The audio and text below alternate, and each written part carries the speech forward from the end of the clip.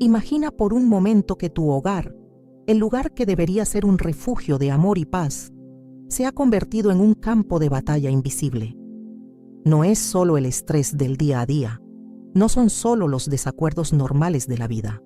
Hay algo más, profundo, algo que está drenando tu fuerza, robando tu alegría y sembrando división entre los que más amas. Podría ser que hay personas a tu alrededor que, sin que lo notes, están destruyendo tu vida en casa. La Biblia nos advierte que no todas las personas que entran en nuestra vida vienen con buenas intenciones. Algunas son enviadas para desviarnos, otras para controlarnos, y otras simplemente traen caos y oscuridad donde debería haber luz.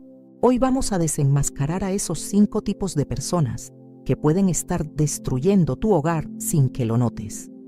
Pero más importante aún, vamos a descubrir cómo Dios nos da el poder y la sabiduría para proteger lo que Él nos ha dado.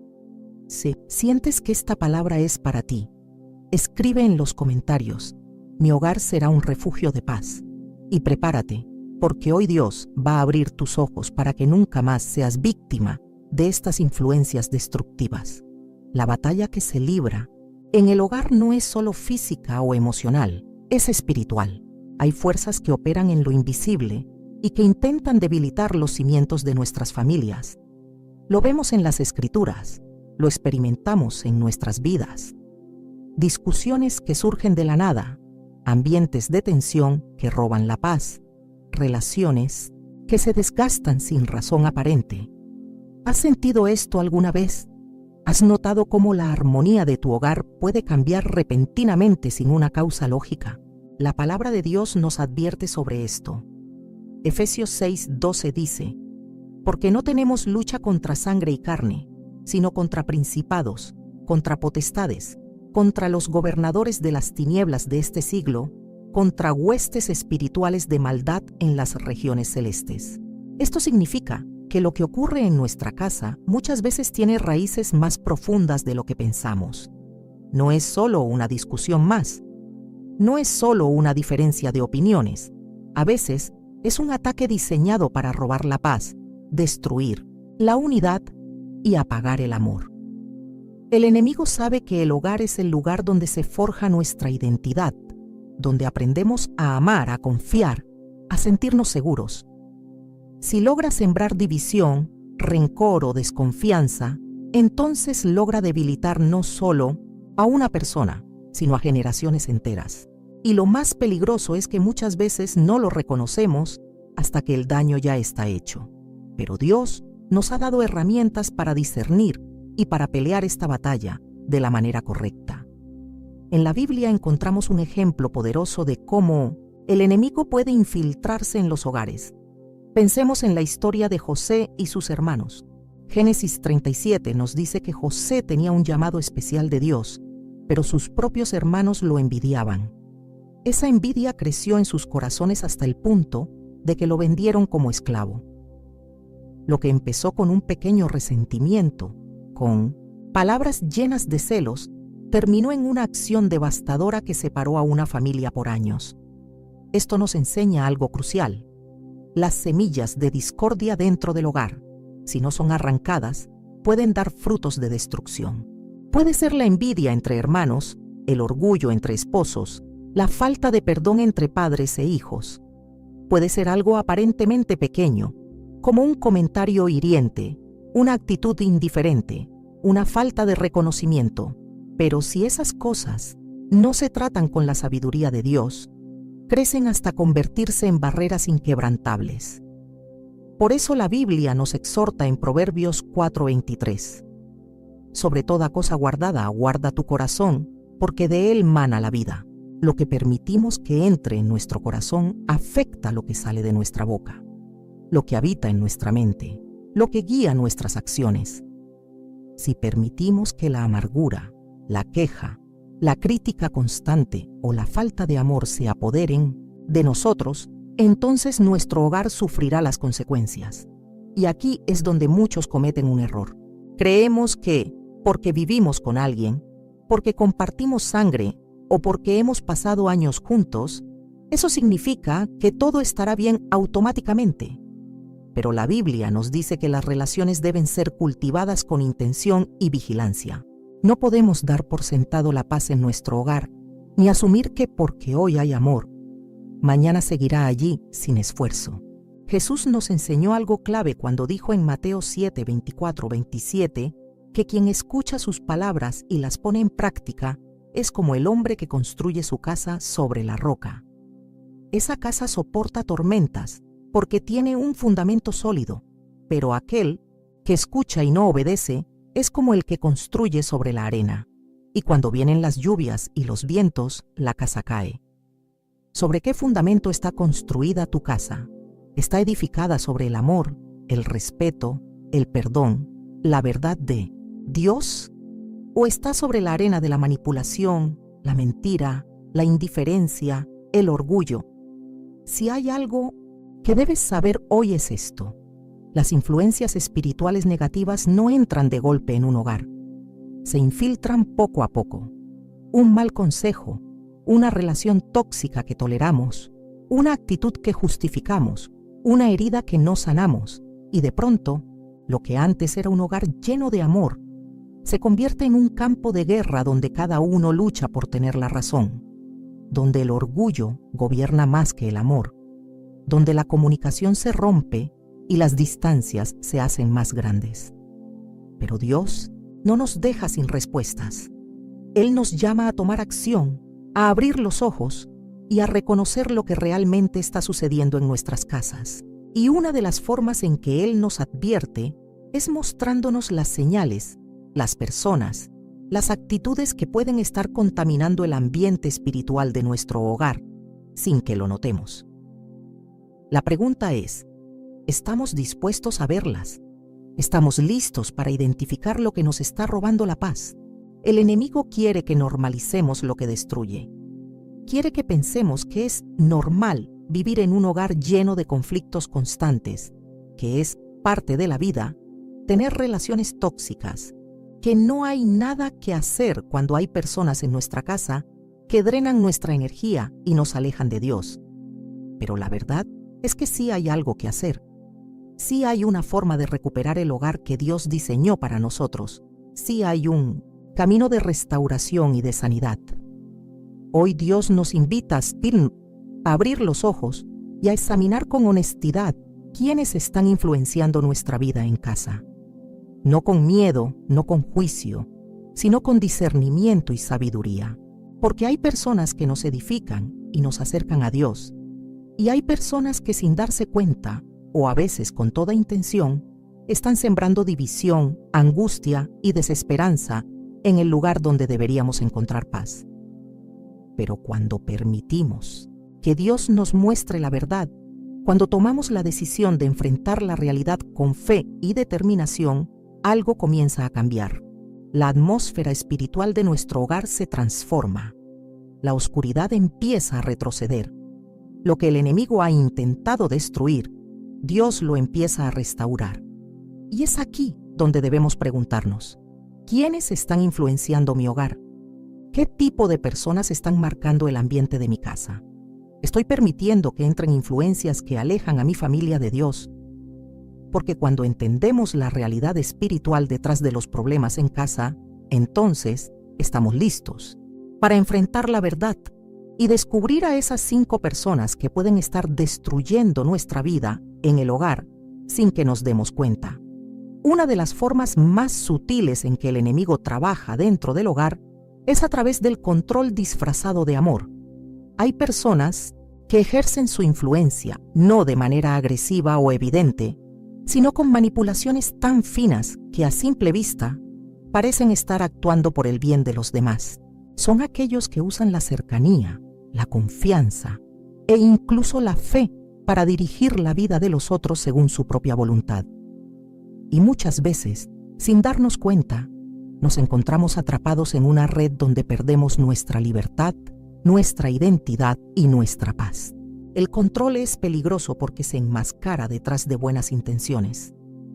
Puede venir de un padre sobreprotector que usa el amor para justificar su dominio absoluto sobre los hijos, de un cónyuge que decide cada aspecto de la vida familiar sin permitir el crecimiento del otro, o incluso de un amigo o familiar que siempre tiene la última palabra en cada decisión. El manipulador no necesita gritar ni imponer con violencia. Muchas veces, su poder radica en el chantaje emocional, en la culpa que siembra, en la idea de que sin él nada saldrá bien. En la Biblia encontramos una historia que ilustra perfectamente este patrón de comportamiento: Dalila y Sansón.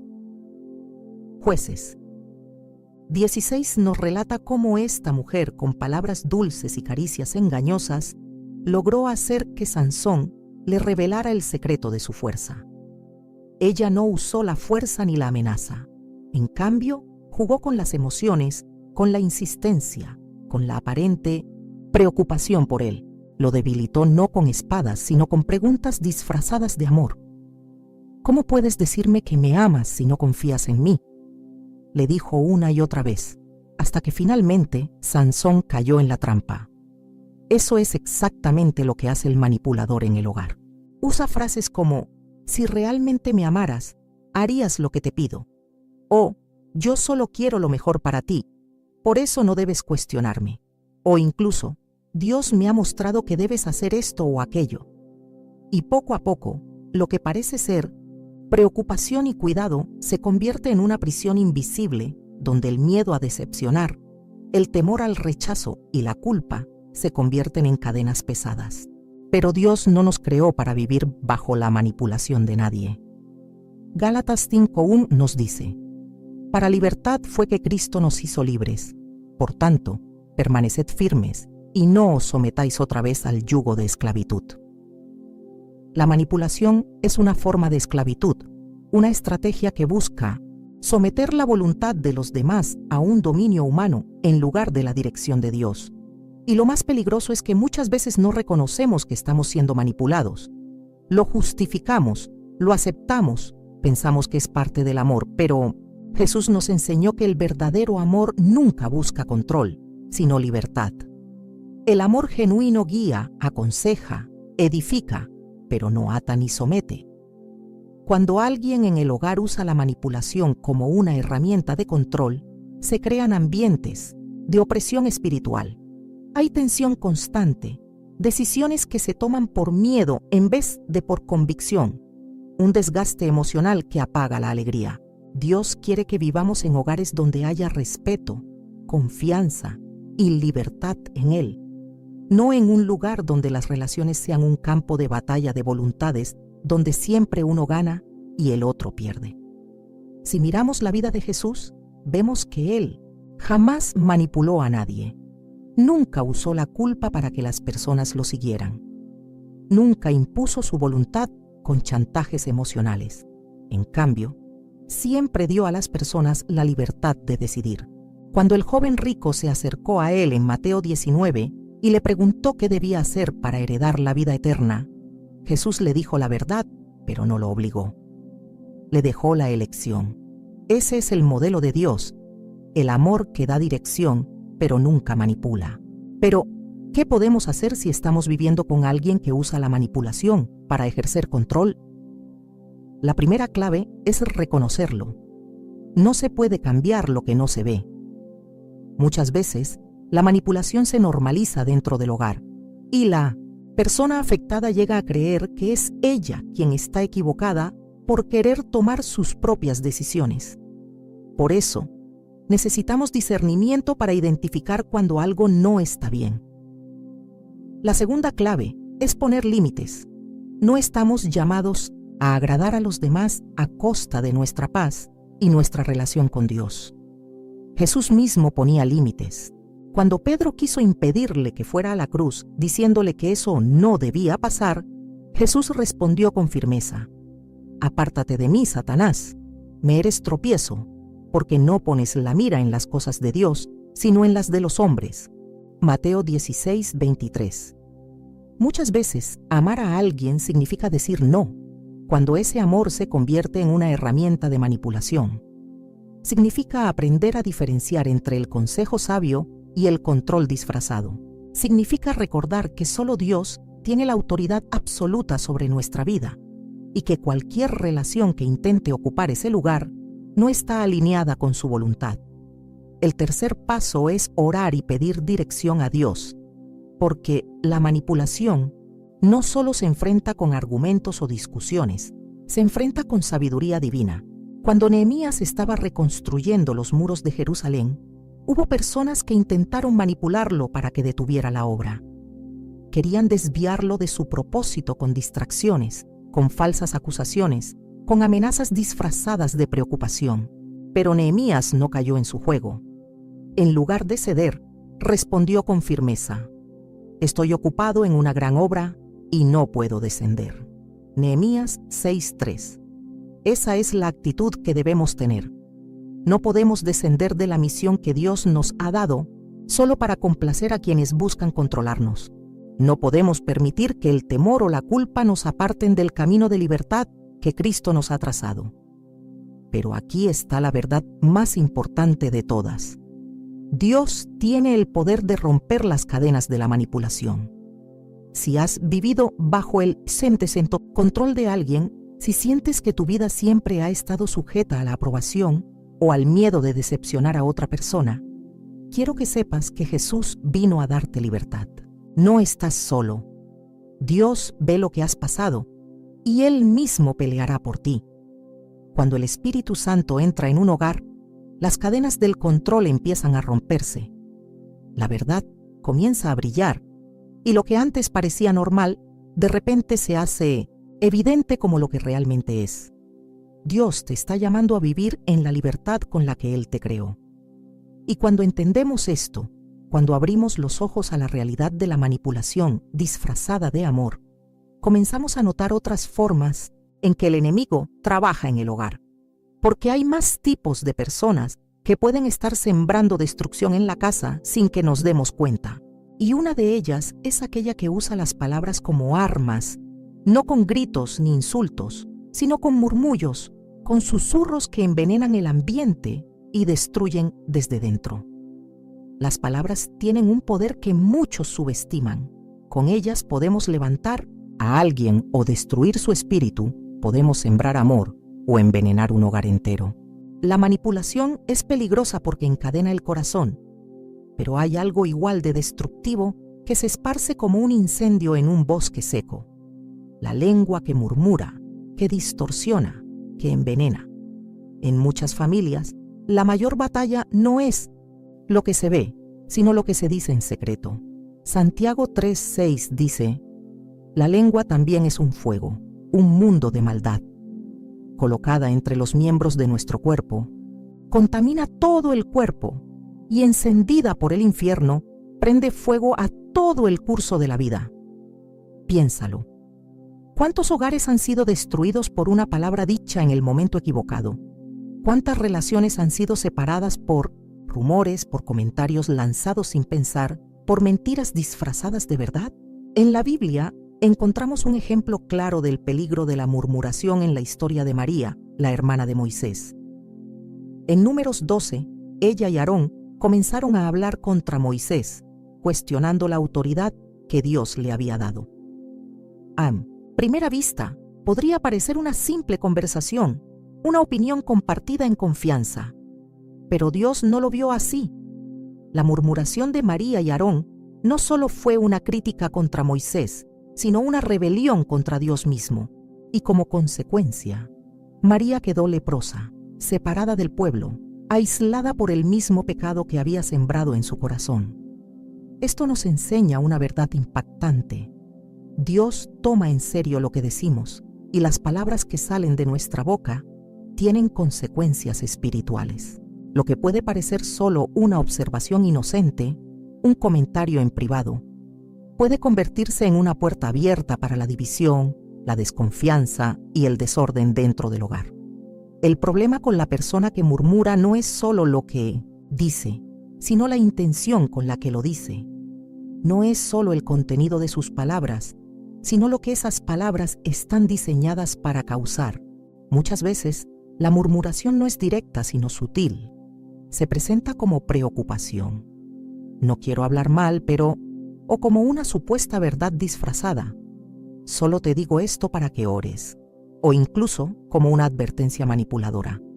Ten cuidado con esta persona, he escuchado cosas. Y antes de que nos demos cuenta, lo que se dijo en un susurro comienza a contaminar corazones, a crear distancias, a sembrar dudas. En los hogares donde la murmuración se tolera, el ambiente se llena de toxicidad, la confianza se rompe, el amor se debilita, la paz se desvanece. Y lo más peligroso es que muchas veces no nos damos cuenta del daño hasta que ya es demasiado tarde. Pero Jesús nos dejó un modelo completamente diferente.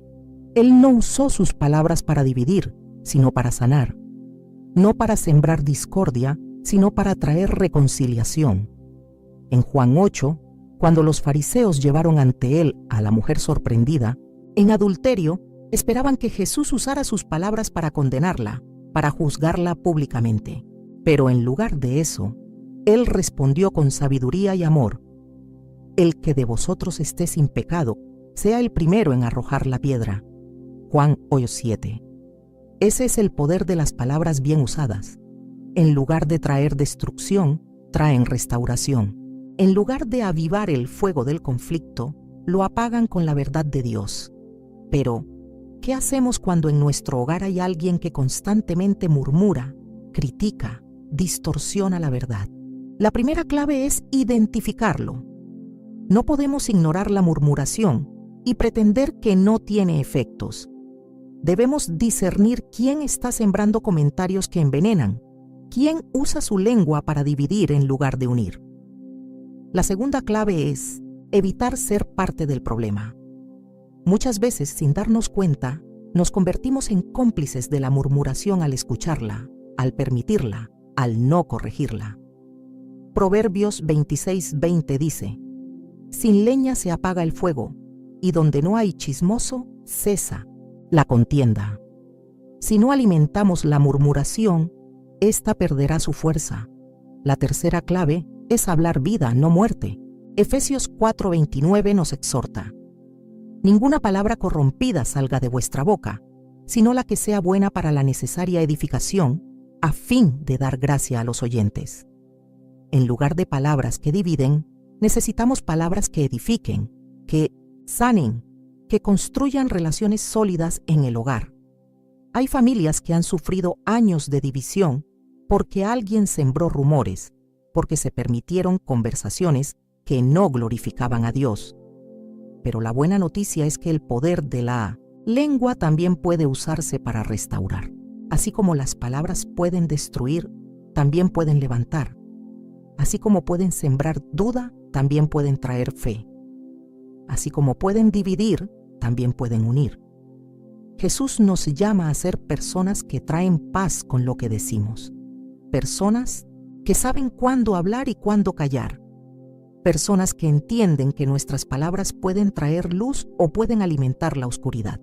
Y cuando entendemos esto, cuando comenzamos a cerrar nuestros oídos a la murmuración y a abrir nuestra boca solo para bendecir, algo comienza a cambiar en nuestro hogar. El ambiente se limpia, la confianza se restaura, la paz regresa, pero hay algo más que necesitamos reconocer. Porque no solo la manipulación y la murmuración destruyen los hogares, sino también una actitud que, aunque muchos no lo notan, puede convertirse en un veneno silencioso: el orgullo. Hay personas dentro de la familia que nunca piden perdón, que siempre creen tener la razón, que prefieren perder una relación antes que admitir que se equivocaron.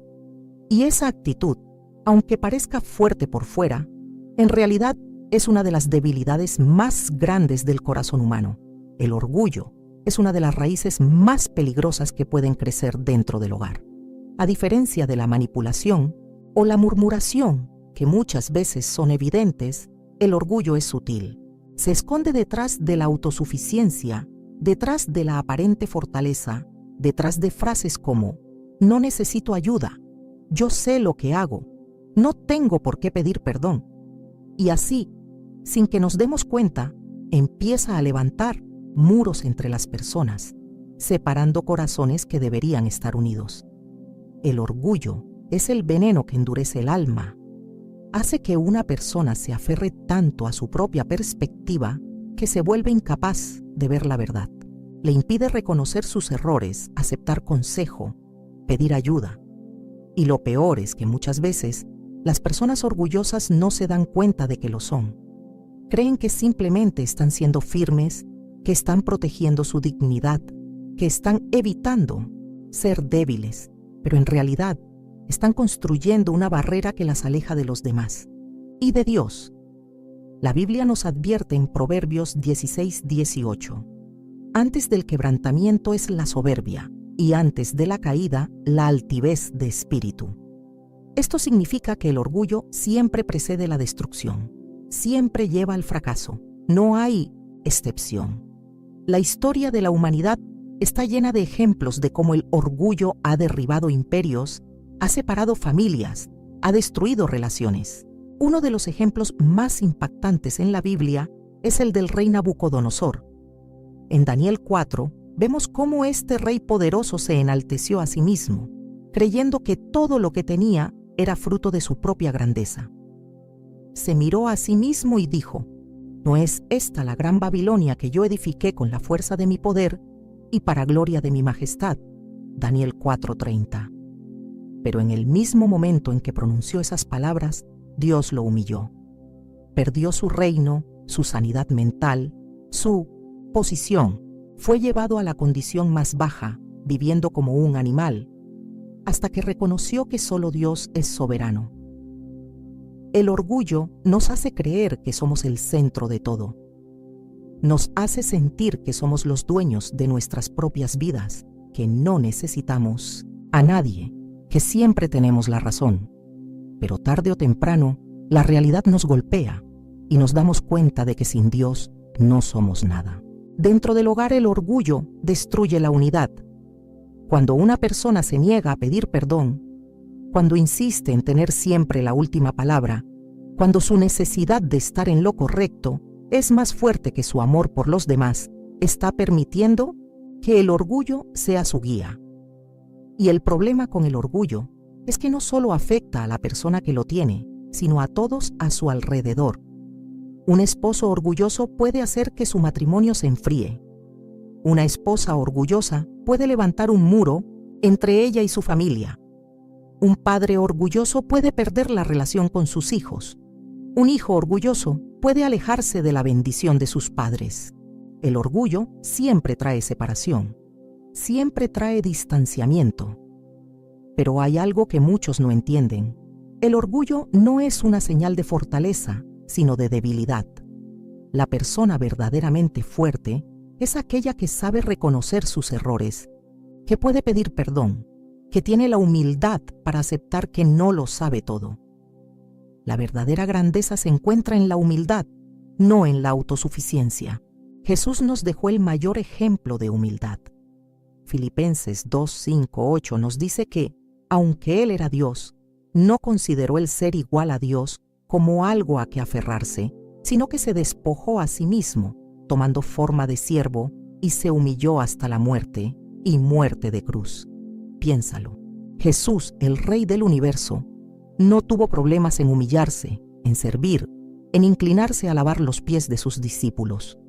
No le importó ser visto como inferior, no se preocupó por defender su reputación, porque Él entendía algo que muchos de nosotros aún no comprendemos. El orgullo es la naturaleza del hombre caído, pero la humildad es la naturaleza de Dios. Y aquí está el punto clave. Dios resiste a los orgullosos, pero da gracia a los humildes. Santiago 4:6. Esto significa que cuando una persona se llena de orgullo, está cerrando la puerta a la gracia de Dios en su vida. Pero cuando se humilla, cuando reconoce su necesidad de Dios, entonces su gracia comienza a fluir. Muchas veces, la razón por la que las cosas no avanzan en nuestra vida, la razón por la que sentimos que estamos estancados, es porque el orgullo nos impide ver lo que Dios quiere hacer. Nos aferramos a nuestra manera de pensar, nos negamos a escuchar y en el proceso nos alejamos de las bendiciones que Dios quiere derramar. Entonces, la pregunta que debemos hacernos hoy es: ¿Cómo podemos vencer el orgullo en nuestra vida y en nuestro hogar? El primer paso es reconocerlo. No podemos cambiar lo que no estamos dispuestos a admitir. Necesitamos pedirle a Dios que nos muestre si hay orgullo en nuestro corazón, si hay actitudes que están dañando nuestras relaciones. El segundo paso es aprender a pedir perdón. No hay mayor muestra de humildad que ser capaz de decir, me equivoqué, lo siento, perdóname. No importa si somos padres, hijos, esposos, esposas, hermanos. La humildad abre puertas que el orgullo ha cerrado. El tercer paso es aprender a escuchar. Muchas veces, el orgullo nos hace pensar que ya sabemos todo, que no necesitamos consejo, que nuestra perspectiva es la única válida. Pero cuando aprendemos a escuchar, a considerar otros puntos de vista, comenzamos a ver las cosas con más claridad. Y lo más importante, necesitamos pedirle a Dios que transforme nuestro corazón, porque solo Él puede arrancar las raíces del orgullo y llenarnos con un espíritu de mansedumbre y humildad. Cuando dejamos de lado el orgullo, el ambiente en nuestro hogar cambia. Las discusiones disminuyen, la comunicación mejora, la paz regresa. Porque donde hay humildad, hay amor. Donde hay humildad, hay gracia. Pero hay algo más que debemos entender. Porque si el orgullo es un veneno silencioso que endurece el corazón, hay otro enemigo dentro del hogar que puede ser igual de peligroso: el negativismo. Hay personas que, sin darse cuenta, llevan una atmósfera de pesimismo, de queja, de desesperanza. Y cuando esas palabras y actitudes comienzan a influenciar el ambiente, la fe empieza a debilitarse, la motivación desaparece y el hogar se llena de una nube oscura que roba la alegría y la confianza en Dios. Cuando el orgullo se apodera del corazón, la persona se cierra al cambio, a la corrección y al amor de Dios. Pero hay algo más que, poco a poco, puede transformar el ambiente del hogar en un lugar pesado y sin vida: la negatividad. No siempre se nota de inmediato, porque no llega con gritos ni confrontaciones abiertas, pero tiene el poder de apagar la fe, debilitar la esperanza y sembrar desesperanza en cada rincón de la casa. La negatividad es más que una simple actitud. Es una atmósfera, un espíritu que toma control de los pensamientos y de las palabras, transformando lo que debería ser un refugio de paz en un ambiente de constante tensión y desánimo. No importa lo bueno que suceda, el negativo siempre encontrará una razón para quejarse. No importa cuántas bendiciones haya, su corazón estará enfocado en lo que falta, en lo que podría salir mal, en lo que nunca será suficiente. Y con el tiempo, esta actitud empieza a contaminar a los demás, como una nube oscura que cubre todo y a todos. En la Biblia encontramos una historia que nos muestra cuán destructiva puede ser la negatividad. En Números 13, Dios había prometido la tierra prometida a su pueblo. Moisés envió 2 espías para explorar la tierra y traer un informe. Cuando regresaron, 10 de ellos dieron un reporte lleno de miedo y negatividad. No podremos subir contra ese pueblo porque es más fuerte que nosotros. Números 13:31.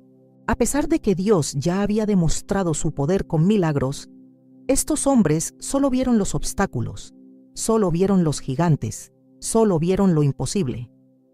Pero había 2 espías, Josué y Caleb, que tenían una actitud diferente. Ellos dijeron: subamos luego y tomemos posesión de ella, porque más podremos nosotros que ellos. Números 13:30. Mientras que 10 veían derrota, 2 veían victoria. Mientras que 10 se enfocaban en lo difícil, 2 se aferraban a la promesa de Dios. ¿Y cuál fue el resultado? El pueblo creyó en la negatividad, permitió que el miedo dominara su corazón, y como consecuencia, pasaron 40 años en el desierto sin entrar en la tierra prometida. La negatividad les robó el destino que Dios tenía para ellos. Lo mismo sucede en muchos hogares. Dios tiene planes, tiene propósitos, quiere bendecir y traer crecimiento. Pero cuando la negatividad domina la casa, la fe se apaga. Las oportunidades son rechazadas antes de intentarlo. Los sueños se abandonan antes de luchar por ellos. La esperanza se reemplaza por un pesimismo constante que mata cualquier posibilidad de cambio. La persona negativa no solo se afecta a sí misma, sino que arrastra a los demás con ella. Es como una fuente de agua amarga que envenena todo lo que toca. Puede ser un padre que siempre está señalando lo que está mal en lugar de celebrar lo que está bien. Puede ser una madre que llena la casa con quejas en lugar de gratitud. Puede ser un esposo o esposa que solo ve los problemas y nunca las soluciones. Puede ser un hijo que siempre dice, no puedo, en lugar de Dios está conmigo. Pero aquí está la verdad. Dios no nos ha llamado a vivir en negatividad.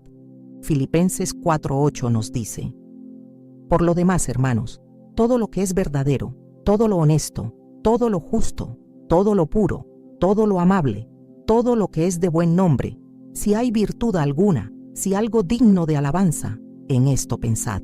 Esto significa que nuestra mente y nuestras palabras deben alinearse con la verdad de Dios, no con el temor, la duda o la desesperanza.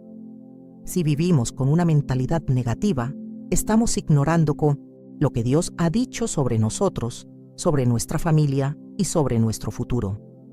Pero, ¿cómo podemos cambiar una atmósfera de negatividad en nuestro hogar? ¿Hogar? El primer paso es identificar la raíz. La negatividad muchas veces nace de heridas pasadas, de decepciones, de experiencias que han dejado marcas en el corazón. Es fácil caer en la costumbre de esperar lo peor cuando hemos sido lastimados antes. Pero Dios quiere sanar esas heridas y renovar nuestra manera de pensar. El segundo paso es cambiar el lenguaje. Proverbios 18:21 dice, la muerte y la vida están en poder de la lengua. Esto significa que cada palabra que sale de nuestra boca tiene el poder de traer vida o de traer muerte. En lugar de quejarnos, debemos aprender a declarar la fidelidad de Dios. En lugar de hablar fracaso, debemos hablar victoria en Cristo. El tercer paso es rodearnos de fe. Si en un hogar hay una persona que constantemente trae negatividad, los demás deben ser fuentes de esperanza. No podemos permitir que la negatividad domine, sino que debemos traer palabras de ánimo, declarar la verdad de Dios y ser luz en medio de la oscuridad. El cuarto paso es orar por transformación. La negatividad no se vence con voluntad propia, sino con el poder de Dios. En Romanos 12:2, Pablo nos dice, no os conforméis a este siglo, sino transformaos por medio de la renovación de vuestro entendimiento. Cuando le pedimos a Dios que transforme nuestra mente, Él nos llena con su paz, con su gozo y con su verdad. Pero hay algo más que debemos recordar, porque la negatividad no solo afecta el ambiente del hogar, sino que también nos prepara para aceptar actitudes destructivas. Cuando una persona ha sido consumida por la desesperanza, cuando ha perdido la fe en el cambio, se vuelve vulnerable a otro enemigo que puede destruir el hogar, la ira descontrolada. Hay personas que viven al borde del estallido, listas para reaccionar con furia, y cuando la ira se convierte en un hábito, deja marcas que pueden ser irreparables. Cuando la negatividad domina el hogar, las palabras se convierten en flechas afiladas que hieren los corazones. Pero hay algo aún más peligroso, algo que no solo lastima con palabras, sino que destruye con acciones: la ira descontrolada. La ira es una emoción humana. Todos en algún momento la hemos sentido. Puede ser una reacción natural ante la injusticia, ante el dolor, ante el abuso. Pero cuando la ira no se controla, cuando se convierte en un hábito, en una respuesta automática a cada situación difícil, entonces se vuelve destructiva. Es como un fuego que consume todo a su paso, arrasando con la paz, con las relaciones, con el amor. Efesios 4:26 nos dice: airaos, pero no pequéis, no se ponga el sol sobre vuestro enojo. Esto significa que el enojo en sí mismo no es pecado, pero lo que hacemos con él puede llevarnos a pecar. La ira descontrolada puede convertir a una persona en alguien irreconocible. Un padre amoroso se convierte en una amenaza para su familia. Un esposo o esposa deja de ser un refugio y se transforma en una fuente de temor. Un hijo se vuelve rebelde, impulsivo, incapaz de controlar sus emociones. En la Biblia encontramos un ejemplo claro de lo peligroso que es dejarse dominar por la ira. La historia de Caín y Abel en Génesis 4 nos muestra cómo el enojo mal manejado puede llevar a consecuencias trágicas. Caín estaba furioso porque su ofrenda no había sido aceptada por Dios, mientras que la de su hermano sí. En lugar de, dice James, reflexionar, en lugar de buscar entender lo que Dios quería enseñarle, dejó que la ira tomara control de su corazón. Dios le advirtió: si bien hicieres, no serás enaltecido, y si no hicieres bien, el pecado está a la puerta.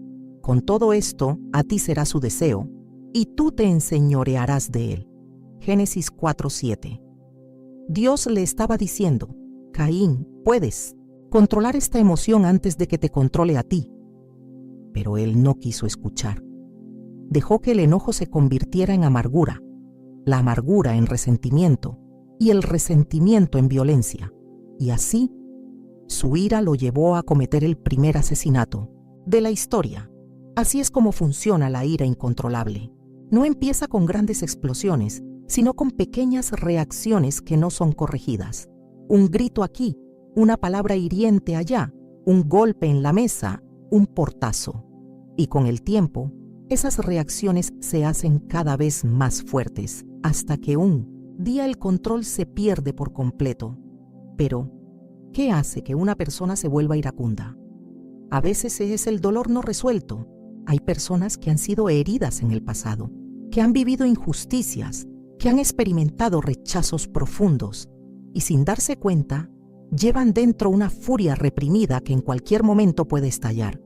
Otras veces es el estrés, la presión de la vida, la acumulación de preocupaciones que no son entregadas a Dios.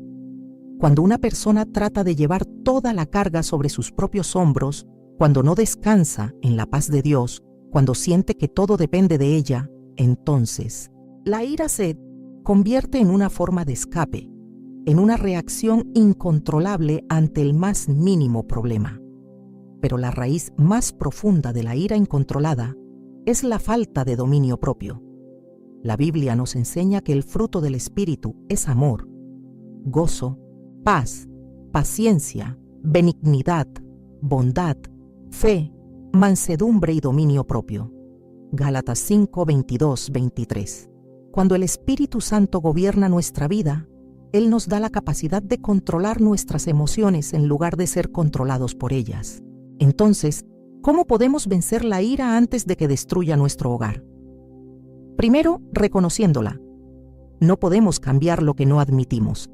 La persona iracunda muchas veces justifica su enojo diciendo: así soy yo, es mi carácter, me provocaron.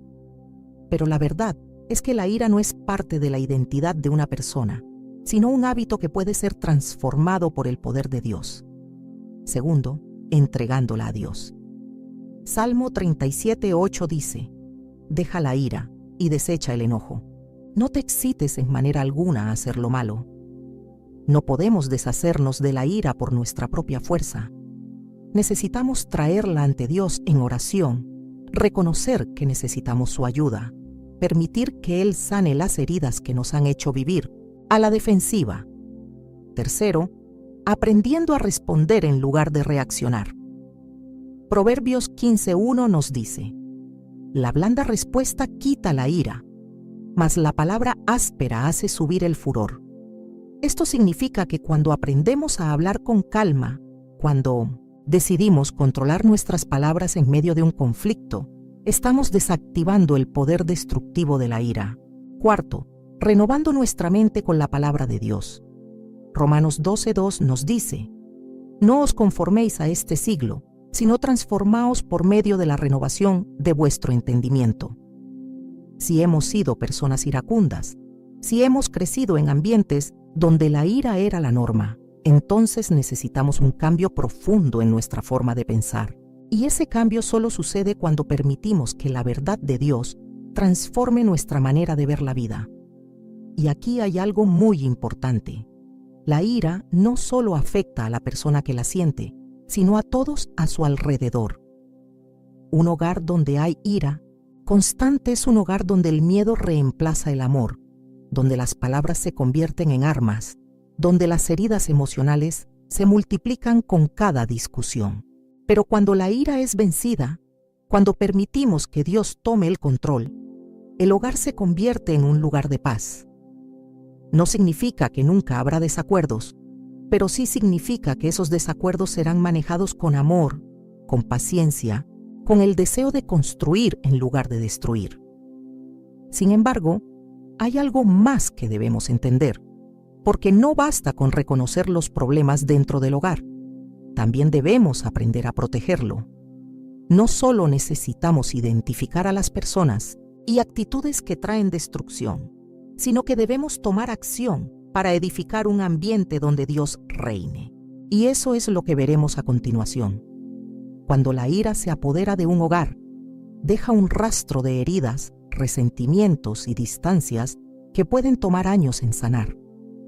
Pero Dios no nos llamó a vivir en un ambiente de tensión y conflicto.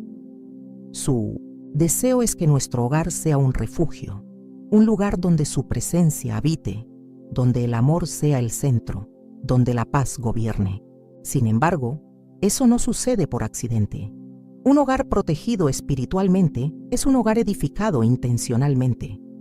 Proverbios 24:3 nos dice: con sabiduría se edificará la casa, y con prudencia se afirmará.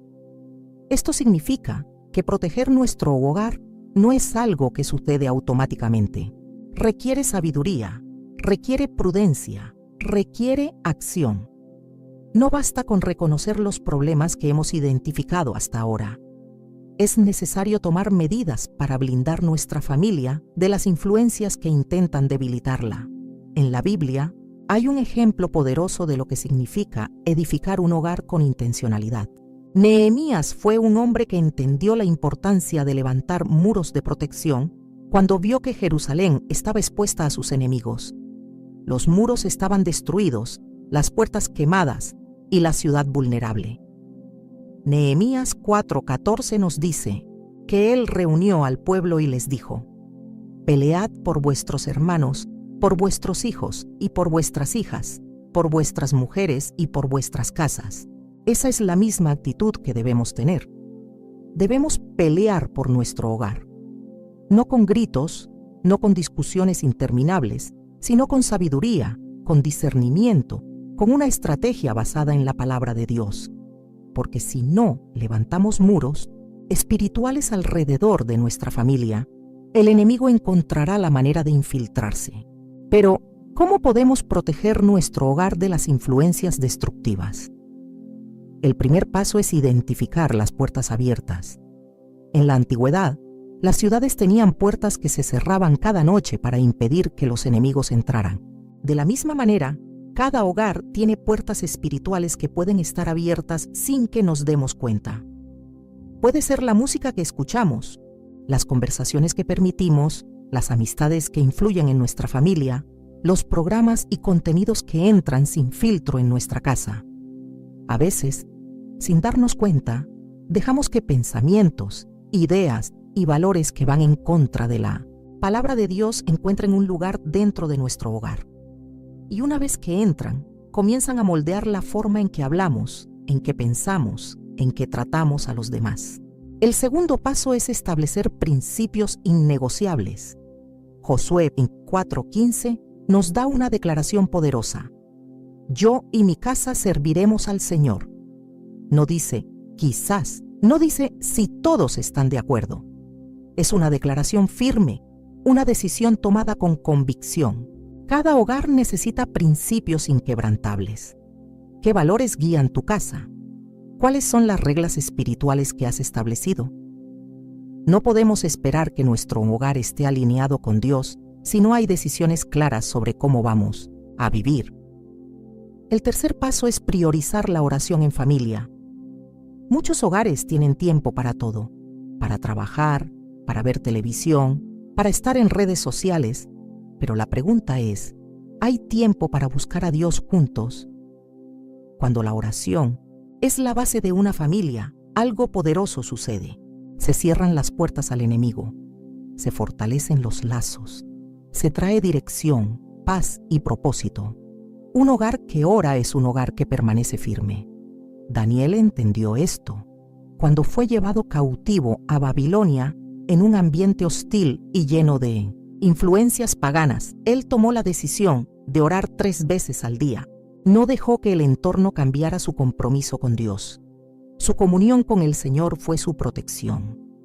El cuarto paso es hablar palabras de bendición. Proverbios 18:21 dice que la vida y la muerte están en poder de la lengua.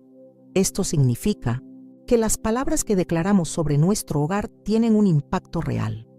No podemos decir que queremos un hogar lleno de paz si nuestras palabras constantemente siembran división.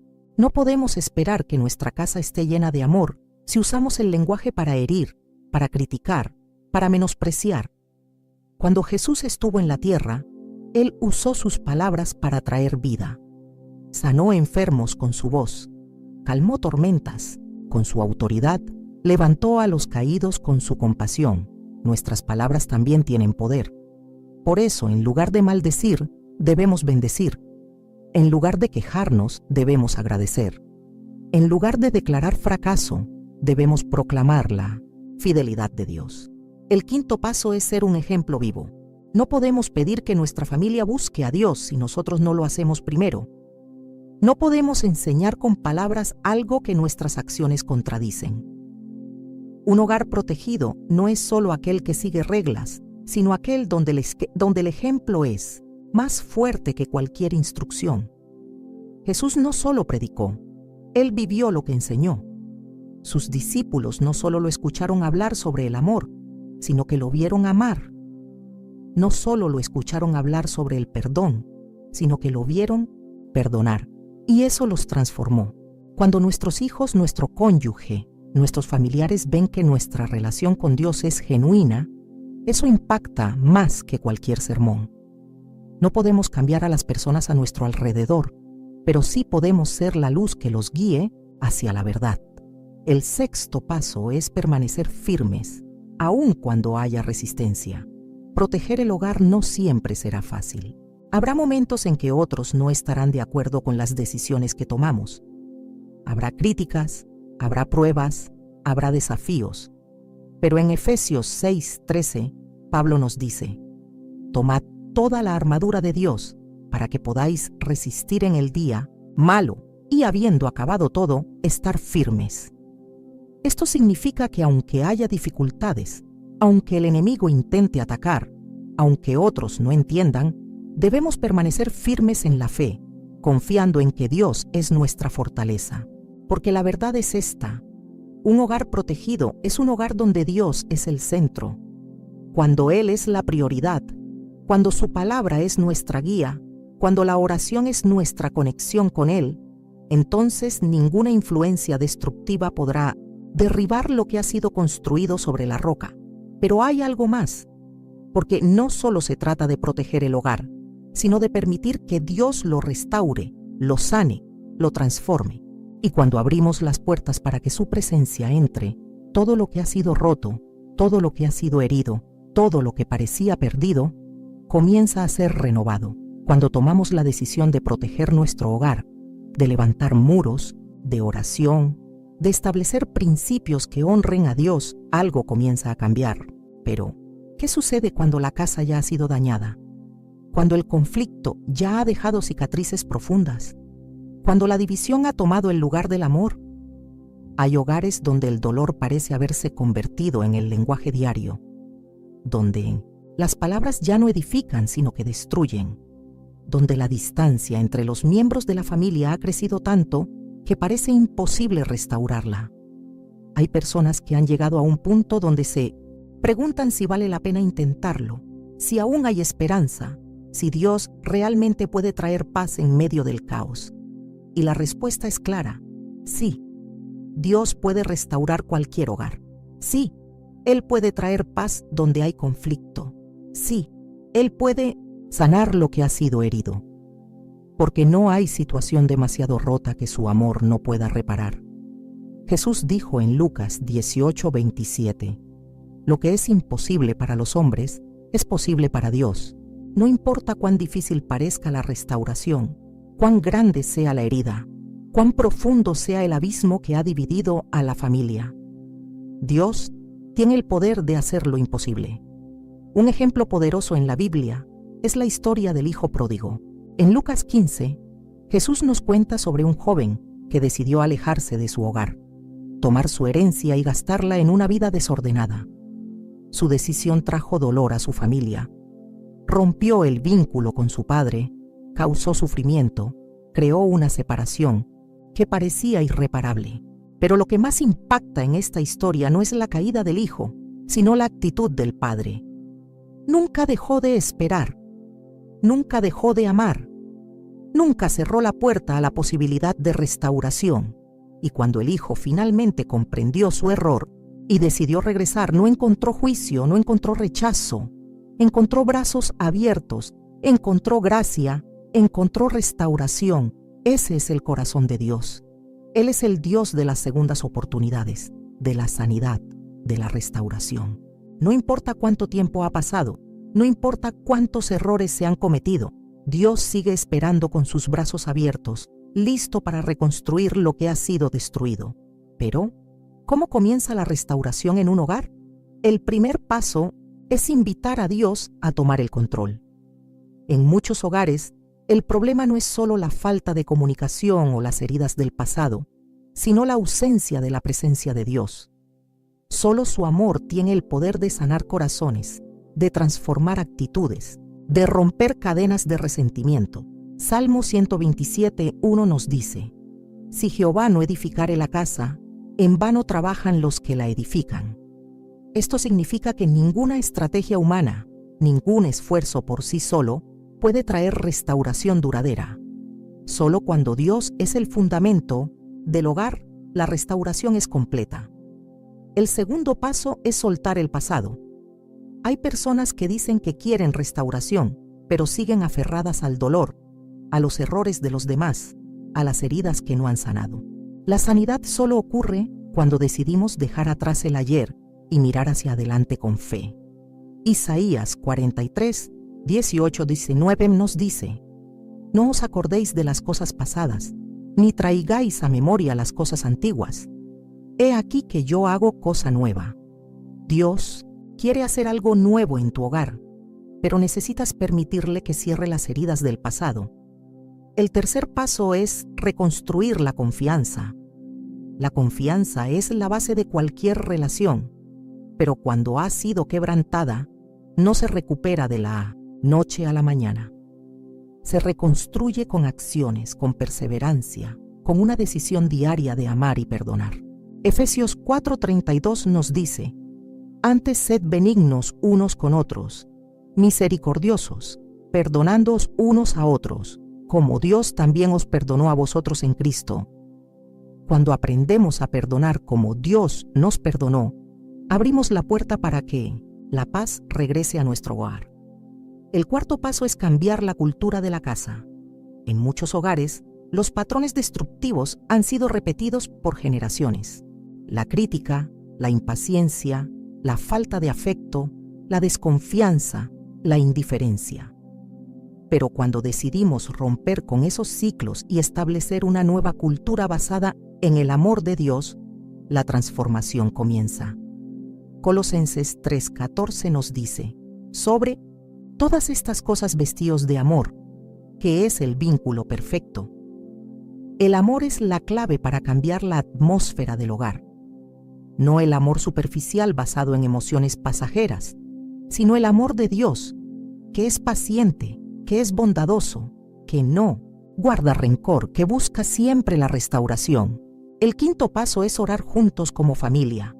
La oración no solo tiene el poder de transformar situaciones, sino que también une los corazones. Cuando una familia ora junta, su vínculo espiritual se fortalece. Mateo 18:19-20 nos dice: sí, 2 de vosotros se pusieren de acuerdo en la tierra acerca de cualquier cosa que pidieren, les será hecho por mi Padre, que está en los cielos. La unidad en la oración abre la puerta a milagros, rompe barreras, trae respuestas que solo Dios puede dar. Y hay algo más que debemos recordar. La restauración no es un evento, es un proceso. No siempre sucede de inmediato, no siempre es fácil. Pero cada paso de fe, cada decisión de amar, cada acto de perdón, nos acerca más a la plenitud que Dios diseñó para nuestra familia. No importa cuán rota esté tu casa hoy, no importa cuánto dolor haya en las relaciones, no importa si el enemigo ha intentado destruir lo que Dios ha dado. La última palabra la tiene el Señor, y su palabra es restauración. Pero hay algo más, porque cuando permitimos que Dios sane nuestro hogar, no solo recibimos restauración, sino que también nos convertimos en instrumentos de cambio para otros. Un hogar transformado por Dios no solo experimenta su paz, sino que también lleva su luz a otros que necesitan esperanza. Y cuando entendemos esto, nos damos cuenta de que nuestra familia no es solo un lugar donde vivimos. Es un testimonio vivo del poder de Dios para sanar, restaurar y transformar vidas. Cuando Dios entra en un hogar, nada permanece igual. Su presencia trae orden donde había caos, paz donde había tormenta, restauración donde había fracturas. Pero hay algo que debemos comprender. Dios no fuerza su entrada. Él espera que le abramos la puerta. Apocalipsis 3:20 nos dice: He aquí, yo estoy a la puerta y llamo.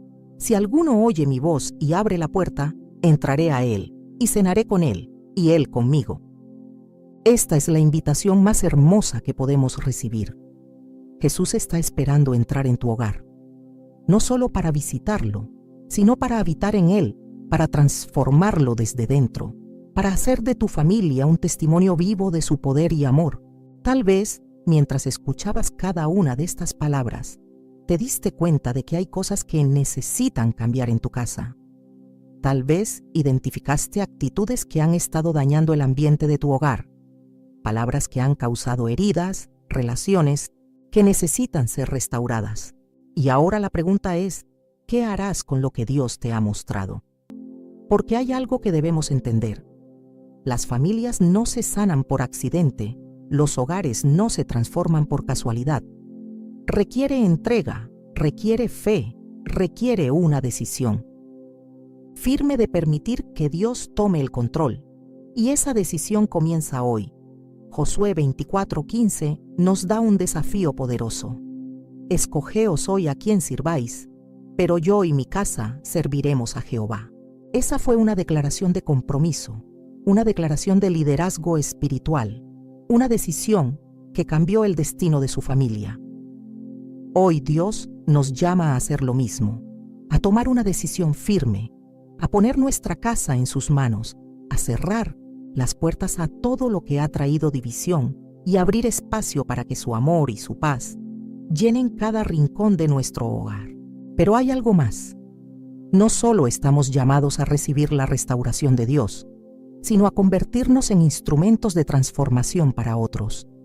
Piensa en tu familia, en tus hijos, en tu matrimonio, en cada persona que entra a tu hogar. ¿Qué testimonio les estás dando? ¿Qué legado estás dejando?